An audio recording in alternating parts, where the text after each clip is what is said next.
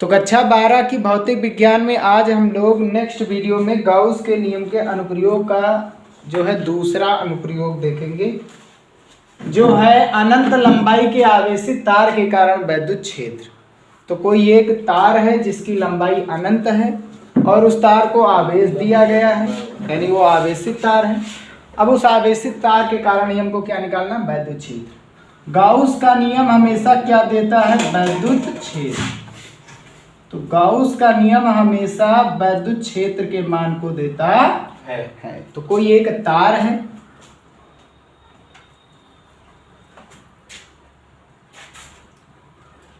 अब तार क्योंकि अनंत लंबाई का है, तो अनंत लंबाई का कोई एक तार है, ठीक है।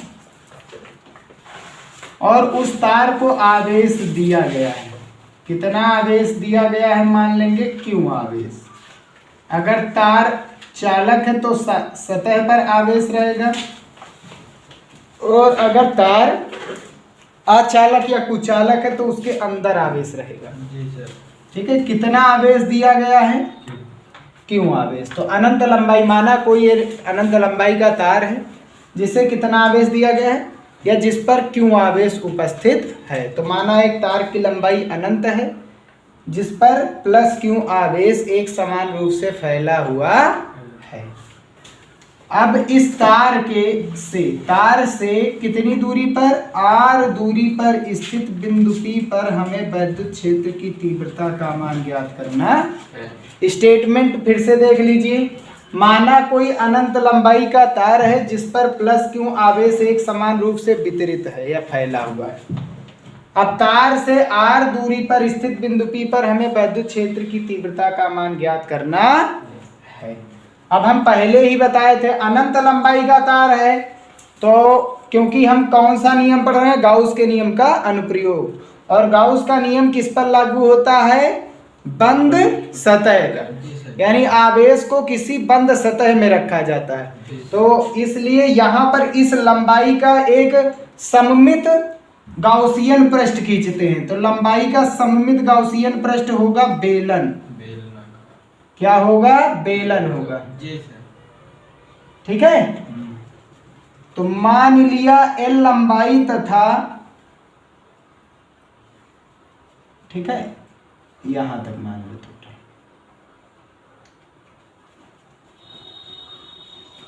ठीक है, L लंबाई तक क्या है? आवेश अटैच्ड हो गया है गाउसियन पृष्ठ की।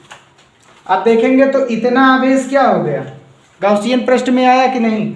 ये क्या है? गाउसियन पृष्ठ। तो ये क्या है? गाउसियन पृष्ठ। और गाउसियन पृष्ठ कैसा है? बेलनाकार, सममित सिमेट्रिक बनाया जाएगा। अब क्योंकि लंबाई में केवल कितनी बीमारी होती? एक, तो वैद्युत क्षेत्र का मान भी केवल किधर मिलेगा? एक ही जगह पर मिलेगा। अब देखेंगे इस पूरे तार के कारण जो वैद्युत क्षेत्र बिंदु P पर उत्पन्न होगा वो कैसा होगा, देख लेते हैं। तो अनंत लंबाई का तार है, प्लस Q आवेश फैला हुआ है। यहाँ पर एक आवेश जो है Q है, यहाँ पर आवेश Q है। इस प्लस के कारण, इस प्लस के कारण कितनी दूरी पर? इससे R दूरी पर एक बिंदु क्या लेंगे? P। तो इस प्लस के कारण जो वैद्युत क्षेत्र होगा वो इससे दूर जाएगा, और इस प्लस के कारण जो वैद्युत क्षेत्र होगा वो भी इससे कहाँ जाएगा? दूर जाएगा। अब देखोगे इसे हम घटकों में चेंज कर देंगे। यहाँ पर अगर हम घटकों में चेंज करेंगे तो ये होगा क्षैतिज घटक और ये क्या हो गया? ऊर्ध्वाधर घटक। तो क्षैतिज घटक के साथ कितना कोण मान लिया बना रहा है? थीटा। तो इधर भी कितना बनेगा? थीटा। तो इस E वैद्युत क्षेत्र है, ये क्या है? ये वैद्युत क्षेत्र। अब इस E का थीटा की ओर घटक क्या होता है? E cos theta. और थीटा के विपरीत घटक क्या होता है? साइन। विपरीत थीटा की ओर जाएंगे तो cos, थीटा के विपरीत जाएंगे तो साइन। इसी प्रकार इस E का थीटा की ओर घटक कितना होगा? E cos theta. थीटा के साथ जाएंगे तो cos, थीटा के विपरीत जाएंगे तो sin थीटा। तो E sin थीटा नीचे। जितनी तीव्रता नीचे की ओर है उतनी ही तीव्रता ऊपर आएगा। तो ये दोनों एक दूसरे के प्रभाव को क्या कर देंगे, नष्ट कर देंगे या निरस्त कर देंगे। और तीव्रता केवल किधर मिल रही हमको, केवल सामने की ओर। यानी इस पूरे तार के कारण जो तीव्रता मिलेगी वो किधर मिल रही है, केवल सामने की ओर। विद्युत क्षेत्र केवल सामने की ही ओर है। ऐसे ये किसकी दिशा है, विद्युत क्षेत्र की दिशा। ठीक है,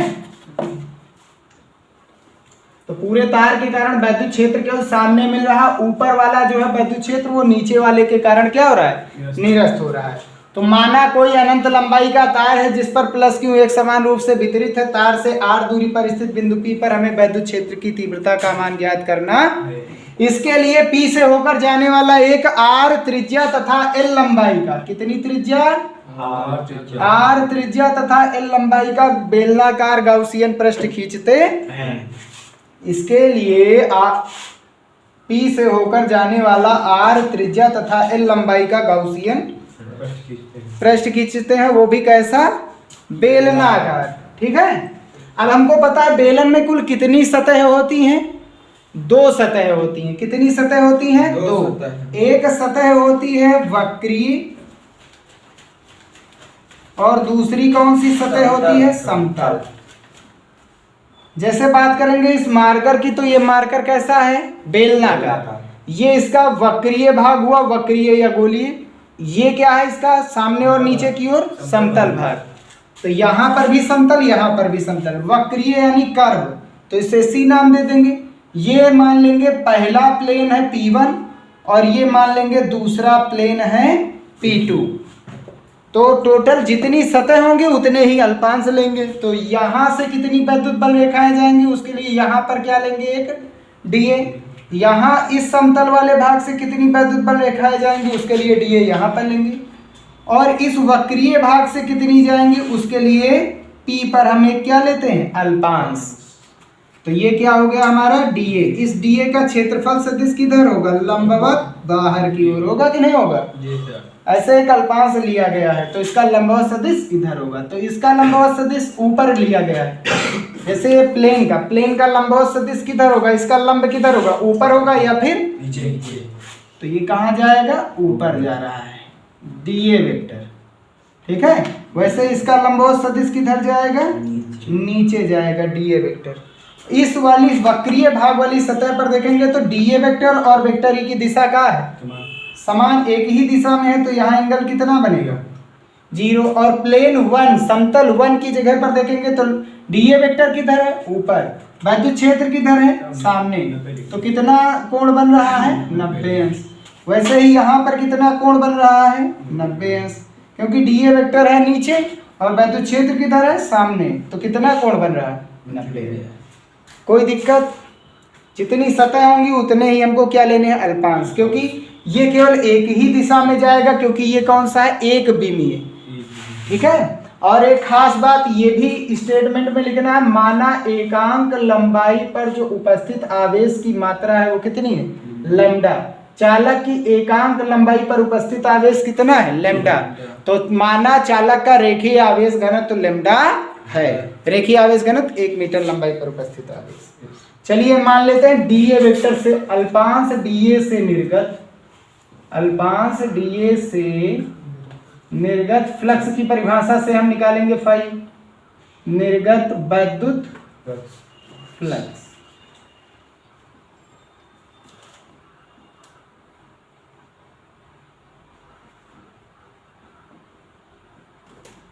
क्या आएगा, d phi is equals to E dA cos theta. तो कितने अल्पांश लिए गए हैं, टोटल 3 अल्पांश लिए गए हैं। ठीक है, अगर हम बात करेंगे 3 अल्पांश लिए गए हैं तो ये एक समतल वह पहला है और एक दूसरा समतल और तीसरा क्या है, एक वक्रीय। तो संपूर्ण गाउसियन पृष्ठ से कितना जाएगा, संपूर्ण गाउसियन पृष्ठ कैसा है, बेलनाकार। बेलन में कितने भाग होते हैं, 2। एक होता है समतल, दूसरा वक्रीय। तो संपूर्ण बेलनाकार गाउसियन पृष्ठ से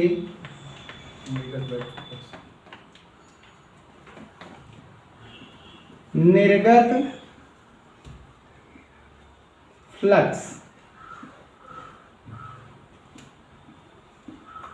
तो पूरे गॉसियन पृष्ठ से कुल कितना फ्लक्स निकलेगा मान लेंगे फाई ई। उसके लिए क्या करना पड़ेगा, डी फाई का समाकलन।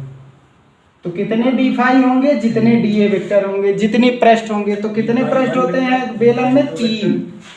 तो कितने डी ए वेक्टर लिए गए थे, 3, 1 2 3। तो इन तीनों से जो डी फाई आएगा उसका क्या करेंगे, समाकलन। और फिर सबको क्या करेंगे, जोड़ देंगे, क्योंकि हम किसके लिए निकाल रहे हैं, बेलन का। ये हो गया प्लेन 1 के लिए, ये हो गया प्लेन 2 के लिए, और ये हो गया वक्रीय भाग यानी कर्व। ठीक है ना। अब डी फाई की वैल्यू कितनी होती है, ई डी ए कॉस 0।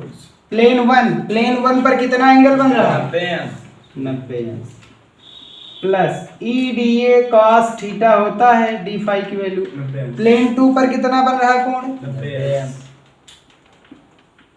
और कर्व पर कितना बन रहा है, 0 अंश। सी कर्व पर कितना बन रहा है, दोनों एक ही दिशा में। तो ई डी ए कॉस 0 अंश। कॉस 90 अंश की वैल्यू कितनी होती है, 0। कॉस 90 अंश की वैल्यू कितनी होती है, 0। कॉस 0 अंश की वैल्यू कितनी होती है, 1 होती है। तो ये तो टोटल भाग क्या हो गया, 0। ये मान रहे प्लेन 1 के लिए, ये प्लेन 2 के लिए, और ये क्या है, कर्व। ठीक है ना। तो यहाँ से फाई की वैल्यू कितनी आएगी, phi E is equals to, यहाँ पर ई क्या हो जाएगा, बाहर आ जाएगा, और अंदर क्या बचा, केवल डी ए। और ये किसके लिए है, कर्व के लिए। और डी ए का समाकलन करेंगे तो कितना आएगा, यहाँ कुछ नहीं तो 1 है, तो 1 के रिस्पेक्ट, ए के रिस्पेक्ट में 1 का समाकलन होता है ए, डी हट जाएगा। और ये ए किसका है, कर्व का है। किसका है, कर्व मतलब वक्र, वक्रीय या वक्र। चलिए, ए क्या होता है, क्षेत्रफल। ये किसका क्षेत्रफल बता रहा है, वक्र का, यानी वक्रीय भाग का। तो हम लोग पढ़े भी हैं कि किसी भी बेलन का वक्रीय पृष्ठीय क्षेत्रफल या वक्रीय या वक्र पृष्ठ कितना होता है, या वक्र पृष्ठ का क्षेत्रफल कितना होता है। बेलन के वक्र पृष्ठ का क्षेत्रफल 2 पाई, त्रिज्या कितनी है r, और इंटू ऊंचाई कितनी है l। इक्वेशन नंबर, इसे दूसरी तरीके से भी समझ सकते हैं, ठीक है, वो अभी हम बताएंगे कौन सा है। पहला इक्वेशन मिल गया, दूसरा किससे बनाना है, गॉस नियम से। गॉस नियम से, तो गॉस नियम क्या कहता है कि फाई ई जो होता है वो sigma Q upon epsilon not के क्या होता है, बराबर। सिग्मा क्यू क्या है, गॉसियन पृष्ठ में उपस्थित कुल आवेश। अब इस पूरे गॉसियन पृष्ठ में कितनी लंबाई तक आवेश केवल आ रहा है, जितनी लंबाई का क्या है, गॉसियन पृष्ठ। और 1 मीटर लंबाई पर जो आवेश है उसे क्या कहा गया है, लैम्डा। हमको कितनी लंबाई के लिए चाहिए, एल लंबाई के लिए आवेश। तो एल लंबाई के लिए आवेश कितना आएगा, एल लंबाई के लिए आवेश आएगा एल लैम्डा। एक पेन का मूल्य 5 रुपए, तो 2 का 2 गुणे 5, 3 का 3 गुणे 5, 4 का 4 गुणे 5, 5 का 5 गुणे 5। ऐसे एल के लिए कितना होगा, एल गुणे 5। ठीक है, तो एक का पता है, जितने का चाहिए उतने से क्या करा देंगे, गुणा। तो इस पर कितना आवेश आएगा, लैम्डा एल, और बटे में इप्सिलॉन। समीकरण नंबर क्या हो गए। अब समीकरण 1 और 2 की क्या करा देंगे, तुलना। तो समीकरण 1 और 2 की तुलना कराएंगे समीकरण 1 व 2 से। LHS इसके बराबर है तो RHS भी बराबर आएंगे। तो E ब्रैकेट में 2 पाई R L जो है वो किसके बराबर आएगा, lambda L upon epsilon not के। L से L क्या हो जाएगा, अब 2 पाई R को हम नीचे ले आएंगे तो E की वैल्यू कितनी आ गई, 1 अपान 2 पाई इप्सिलॉन नॉट, और इनटू में ऊपर लैम्डा बच रहा है और नीचे क्या है। अब 2 से करा रहे हैं गुणा और 2 से कराएंगे, क्यों करा रहे हैं, 2 दूनी 4। तो ये बन जाएगा 1/4 पाई इप्सिलॉन नॉट, ऊपर हो जाएगा 2 लैम्डा और नीचे क्या बन गया, यही क्या बन जाएगा इसका सूत्र। और ये हम पहले भी बताए थे, ये किसकी वैल्यू, ये कांस्टेंट होता है। तो E equals to K into 2 lambda upon, यहां से देखेंगे तो E क्या है, व्युत्क्रमानुपाती किसके आ रहा है, R के व्युत्क्रमानुपाती। और व्युत्क्रमानुपाती का ग्राफ कैसे बनता है? व्युत्क्रमानुपाती का ग्राफ यदि मान लेंगे ये वैद्युत क्षेत्र की दिशा है, ये है त्रिज्या, तो व्युत्क्रमानुपाती का ग्राफ ऐसे बनता है। तो ये है ई व्युत्क्रमानुपाती आर के। तो यहाँ पर ये समाप्त होता है अनंत लंबाई के आवेशित तार के कारण वैद्युत क्षेत्र। ठीक है जी सर। तो नेक्स्ट टॉपिक है अनंत लंबाई की पतली अचालक प्लेट के कारण वैद्युत क्षेत्र। तो अभी तक हम चालक तार के कारण वैद्युत क्षेत्र निकाले हैं, जो पिछला वीडियो था वो चालक तार के लिए था। अब ये क्या है? पतली अचालक। अचालक का कॉन्सेप्ट क्या होता है कि अचालक को जो भी हम आवेश देंगे वह उसके अंदर फैल जाता है। यही अगर जो प्लेट चालक होती तो इसकी बाहर सतह पर आवेश जाता, लेकिन ये अचालक है तो इसके अंदर आवेश गया। ठीक है ना जी। मान लेंगे इसका क्षेत्रफल कितना है? प्लेट का ए है। ठीक है, तो इसके लिए हम क्या करते हैं, सबसे पहले स्टेटमेंट लिखेंगे कि माना कोई एक अनंत लंबाई की पतली अचालक प्लेट है, जो लंबाई देखो क्या है इसकी, ऊपर और नीचे से ये दोनों तरीके से क्या है? अनंत है। ठीक है, ये अनंत लंबाई की है। तो माना एक अनंत लंबाई की कोई अचालक प्लेट है जिससे r दूरी पर स्थित बिंदु P पर हमें वैद्युत क्षेत्र, या जिससे कुछ दूरी पर हमें वैद्युत क्षेत्र की तीव्रता ज्ञात करनी है। इसके लिए हम क्या करते हैं, इस जो अचालक प्लेट है इसके दोनों तरफ हम एक गाउसियन पृष्ठ लेते हैं, वो भी कैसा? बेलनाकार। कहने का मतलब कैसा आएगा वो हम बता रहे हैं आपको। तो मान लेंगे कोई एक आवेशित चालक ऐसे है, आवेश एक समान रूप से इसमें फैला हुआ है और एक इसमें हमने बेलनाकार सतह ली है ऐसे। ठीक है, बेलन डाल दिया है। तो कितने बेलन का कितना हिस्सा आवेशित हुआ है, आवेश के संपर्क में आया है? तो ये वृत्ताकार ही भाग तो आया है आवेश के संपर्क में। यानी अगर देखा जाए तो बेलनाकार ये जो गाउसियन पृष्ठ है उसका केवल इतना भाग ही क्या है? आवेश के संपर्क में आया है। ठीक है ना। अब इस इतने भाग का क्षेत्रफल मान लेंगे कितना है? इतने भाग तो जाएगा, थोड़ा सा एक जाएगा, थोड़े से जाने का मतलब ये इतना भाग, और ये इतना भाग कैसा है? वृत्ताकार। कैसा है? वृत्ताकार, क्योंकि ये कितनी तरफ से केवल गोल है देखेंगे तो एक तरफ से।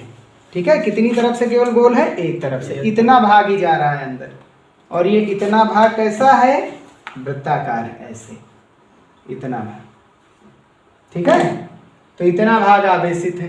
और हम मान लेंगे एकांक क्षेत्रफल पर जो आवेश की मात्रा है, आवेश का पृष्ठ घनत्व तो हमने पढ़ा है, पृष्ठीय आवेश घनत्व, जो कि क्या होता है? सिग्मा होता है। ठीक है, टोटल पूरे क्षेत्रफल में कितना आवेश है मान लिया जाए, पूरे एरिया में कितना आवेश है? ए। एरिया है, आवेश कितना है? क्यू। तो ए क्षेत्रफल में कितना आवेश है? क्यू। एकांक क्षेत्रफल पे उपस्थित आवेश क्यू अपान ए। एकांक क्षेत्रफल में जो भी आवेश रहता है, आवेश का पृष्ठीय घनत्व तो सिग्मा कहलाता, क्यू अपान ए होता है। ठीक है ना। तो आगे बढ़ते हैं। अब इसके कारण जो है वैद्युत क्षेत्र का मान कितना आएगा, और हम सब लोग जानते ही हैं बेलन में कुल कितने भाग होते हैं? 2 होते हैं। और क्योंकि ये क्या निकाल रहे हैं हम? प्लेट के लिए निकाल रहे हैं, और प्लेट में 2 बीमाएं होती हैं। प्लेट यानी कि हम ले रहे हैं उसमें 2 बीमाएं। कितनी बीमाएं होती हैं? 2। इसमें लंबाई भी होती है और क्या होती है? चौड़ाई भी होती है। अभी तक लंबाई ली थी तो केवल वैद्युत क्षेत्र किस ओर निकला था? एक ही ओर। अब हम क्या ले रहे हैं? प्लेट, यानी कि 2 बीमाएं आ रही हैं, तो इसमें लंबाई भी अलग आएगा और चौड़ाई, यानी 2 बीमाओं में निकलेगा, दोनों और वैद्युत क्षेत्र आएगा। तो ये क्या है मान लेंगे? समतल 1 है, पहला समतल भाग है, और ये कौन सा समतल भाग है? दूसरा समतल भाग है। और ये कौन सा भाग है? कौन सा भाग है? ये वक्रीय। इधर वाला वक्रीय दूसरा है, और ये कौन सा? वक्रीय पहला। ठीक है ना। तो कुल कितने हुए? 2 और 2 4 हो गए ऐसे। ठीक है, तो ये समतल भाग और ये वक्रीय, इधर वाला समतल का भाग और ये वाला वक्रीय, टोटल इतने से जाएगा वैद्युत क्षेत्र। ठीक है, अब हम देखेंगे कि इसके कारण वैद्युत क्षेत्र कितना आएगा, किधर आएगा, उसकी दिशा क्या होगी। तो यहाँ का वैद्युत क्षेत्र आवेश यूज में लेते हैं और यहाँ का आवेश यूज में लेते हैं, प्लस प्लस प्लस। वैसे है तो सब में प्लस, हर जगह पर प्लस है, लेकिन एक ही जगह पर लेते हैं। और यहाँ पर लेते हैं बिंदु P। इस प्लस के कारण वैद्युत क्षेत्र बिंदु P पर आएगा, वो इससे दूर जाएगा, प्लस के कारण दूर। इस वाले प्लस के कारण भी क्या होगा, दूर जाएगा। तो इसके भी दो घटक करेंगे। ये मानना अगर जो थीटा देंगे तो थीटा, ये वैद्युत क्षेत्र E है, थीटा की ओर ये भी क्या हो जाएगा, थीटा। तो थीटा की ओर घटक क्या होता है, कॉस। थीटा के विपरीत क्या हो जाएगा, इसका भी थीटा की ओर घटक ई कॉस थीटा। थीटा के विपरीत जाएगा तो ई साइन।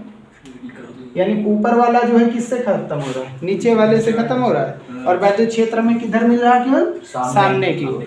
तो इसके कारण भी वैद्युत क्षेत्र किधर मिल रहा है, सामने की ओर। तो वैद्युत क्षेत्र ये हुआ हमारा, ये वैद्युत क्षेत्र की दिशा होगी।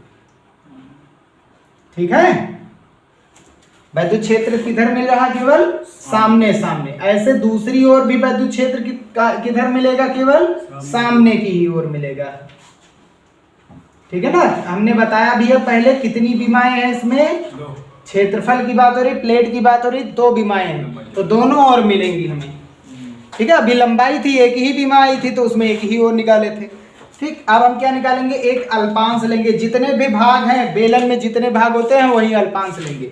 तो समतल 1 पर भी अल्पांश लिया, एक वक्रीय भाग में एक अल्पांश ले लिया गया, वक्रीय दूसरे भाग में भी एक अल्पांश ले लिया गया, और समतल 2 में भी एक अल्पांश ले लिया गया। इस अल्पांश का नाम क्या है, डीए। क्या है, डीए।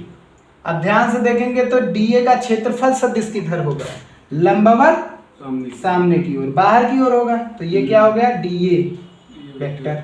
इसका भी लंबवत ऊपर या फिर नीचे, लंब यही तो आएगा, ये हो जाएगा डीए वेक्टर।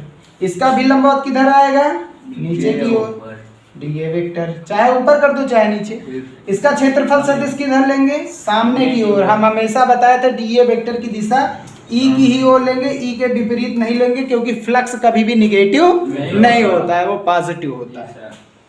अब ध्यान से देखेंगे तो ये क्या है, वैद्युत क्षेत्र है कि नहीं है।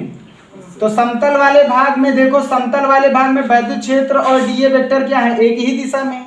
यहाँ पर भी समतल वाले भाग में डीए वेक्टर और ई दोनों एक ही दिशा में। तो समतल वाले भाग में एंगल कितना बनेगा, समतल वाले भाग में एंगल कितना बनेगा, और वक्रीय भाग में ये जा रहा है नीचे, वैद्युत क्षेत्र किधर है, तो एंगल कितना बनेगा, 90 अंश बनेगा। ठीक है ना। वैद्युत क्षेत्र सामने की ओर है और डीए वेक्टर नीचे है, नीचे लो चाहे ऊपर लो, लंबवत। तो डीए क्षेत्र ये है हमारा वैद्युत क्षेत्र, और क्षेत्रफल सदिश किधर है, नीचे। कितना एंगल बनेगा, वैद्युत क्षेत्र के साथ 90। तो अल्पांश डीए से,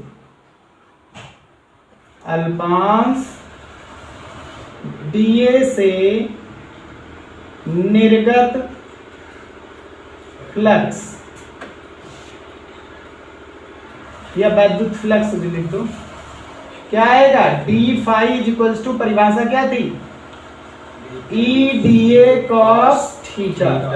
और हमको कौन सी सतह से के लिए चाहिए, संपूर्ण बेलनाकार गौसियन पृष्ठ, पूरे के लिए चाहिए। ये नहीं हमको इतना ही चाहिए, छोटे से अल्पांश के लिए चाहिए, पूरे बेलनाकार गौसियन पृष्ठ से कितना जाएगा। क्योंकि अनंत लंबाई की है तो अनंत लंबाई का तो गौसियन पृष्ठ ले नहीं सकते, इसी के जैसा हम कोई लेंगे तो चाहे जो लेंगे। तो संपूर्ण बेलनाकार गौसियन पृष्ठ या सतह से निर्गत फ्लक्स या विद्युत फ्लक्स, कुछ भी। ठीक है, क्या होगा, फाई होगा, यही तो बताया गया था। उसके लिए क्या करते हैं, जितने भी डी फाई हैं उसका क्या करते हैं, समाकलन करते हैं, करते कि नहीं करते हैं। तो कितने डी फाई आएंगे, जितने हमारे बेलन में आकार है। बेलन में कितने अल्पांश लिए गए हैं, चार, 1 2 3 4। तो इन चारों का डी फाई अलग अलग आएगा, क्योंकि चारों अलग अलग आकार वाली है ना, अलग अलग सतह वाली है।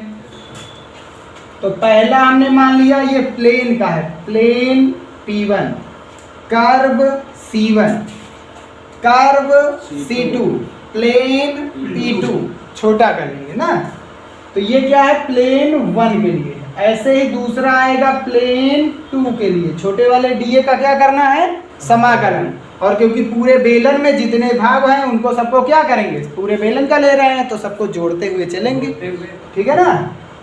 और ये भी क्या हो जाएगा D5। अब अगला कौन सा आ रहा है बेलन का भाग, वक्रीय वाला भाग आ रहा है, तो वक्रीय वाला यानी C1 पहले D5 आएगा, फिर दूसरा वक्रीय भाग C2 D5E,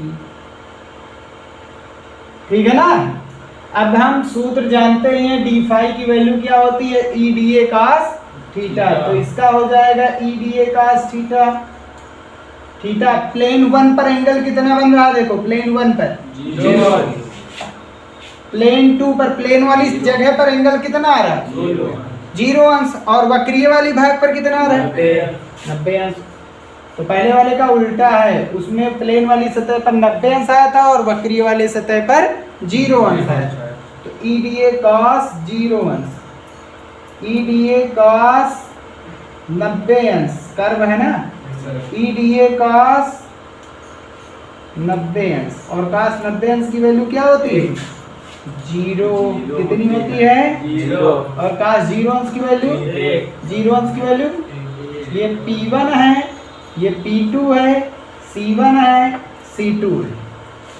तो कर्व वाला तो हो गया 0, बचा कौन प्लेन वाला cos 0, तो ये हो गया EDA। EDA कितने EDA हो गए, E बाहर निकालेंगे कांस्टेंट, अंदर क्या बचा DA किसका है प्लेन वाले भाग का, और DA का समाकलन करेंगे तो कितना आएगा ये आएगा A। DA का समाकलन क्या होता है, D हट जाते हैं, छोटे छोटे DA मिलाएंगे तो A ही बनेगा। और क्योंकि ये एक किसका है प्लेन का है, ये वाला प्लेन भाग का है, इस पूरे का एरिया कितना है ये कितना, ये आ गया हमारा flux phi E, equation number first. अब दूसरा इक्वेशन किससे लेना है हमको, गॉस के नियम से, तो गॉस नियम से दूसरा लाएंगे।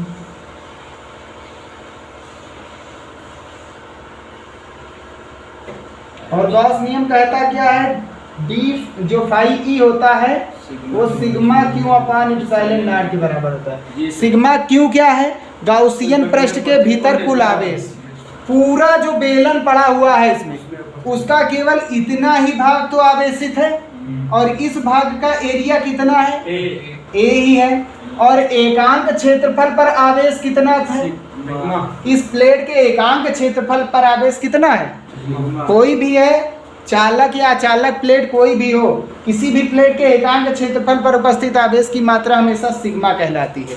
एकांक क्षेत्रफल हमको कितने क्षेत्रफल का चाहिए A क्षेत्रफल, ठीक है इस वृत्ताकार, तो एकांक क्षेत्रफल पर आवेश कितना है सिग्मा, तो 2 के लिए 2 सिग्मा, 3 के लिए 3 सिग्मा, 4 के लिए तो 5, अगर जो 5 मीटर स्क्वायर है तो सिग्मा, ऐसे 1 है तो A सिग्मा। 1 का पता है जितने का चाहिए उतने से क्या कराएंगे गुणा, तो इस गाउसियन पृष्ठ का एरिया जितना उससे ही क्या कराएंगे एकांक वाले का गुणा, एकांक में है ठीक है, जितने का चाहिए उतने से गुणा कराएंगे।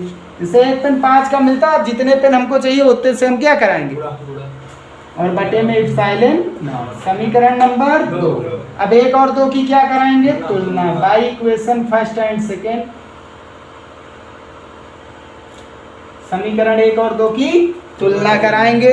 तुलना कराएंगे तो LHS बराबर है RHS भी क्या हो जाएगा, ये भी पाई ये भी पाई, ये हो जाएगा 2EA जो है वो किसके बराबर आ गया A sigma upon epsilon, A से A क्या हो जाएगा E की वैल्यू निकालेंगे 2 कहाँ आ जाएगा तो सिग्मा अपान 2 इप्सिलॉन।